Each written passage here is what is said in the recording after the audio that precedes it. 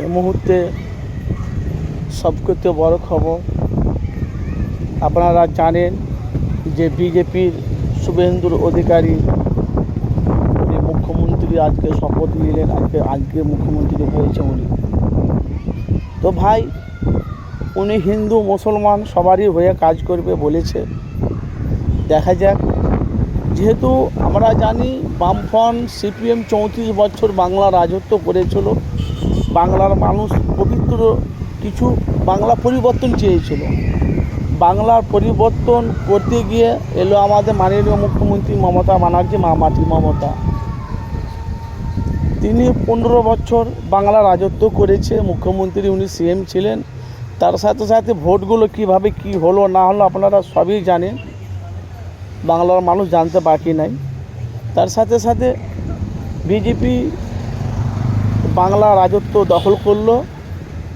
এখন বলা বলি কথা, ফুরফুরা শরীফের আইএসএফের চেয়ারম্যান নওশাদ সিদ্দিকী, এখন সারা পশ্চিম বাংলা জুড়ে একটাই বিরোধী দল, তার নাম হলো নওশাদ সিদ্দিকী। বাংলার আনাচে কানাচে অলি গলিতে সমস্ত জায়গার মানুষ তারা নওশাদকে চাইছে। কেন? বিরোধী দল একটাই রয়ে গেল, তার নাম হলো নওশাদ সিদ্দিকী।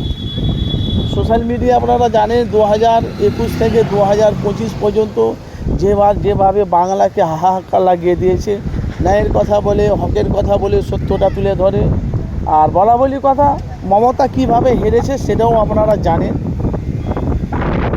যেহেতু বিজেপির 67টা না 66টা সিট ছিল আর মুখ্যমন্ত্রীর 200 ওপর ছিল, সেখানে দেখা গেল মাত্র 82টা না 83টা মুখ্যমন্ত্রীর সিট, বাকি সব বিজেপি। তার সাথে সাথে সিপিএম একটা পেয়েছে, আইএসএফ একটা পেয়েছে।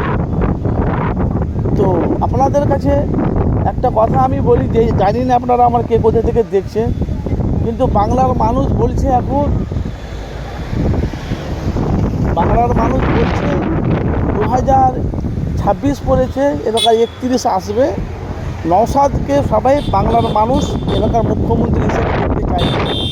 আর এটাও আমরা দেখলাম যে মাননীয় মুখ্যমন্ত্রী মমতা ব্যানার্জি আজকে মিডিয়াতে কনফার্মে এতে বসেছিলেন, প্রেস মিডিয়া মুখে বসেছিলেন। উনি বললেন বিজেপি বিরোধীর সাথে জোট করে লড়তে গেলে বামফ্রন্টের সাথে জোট করতে হবে।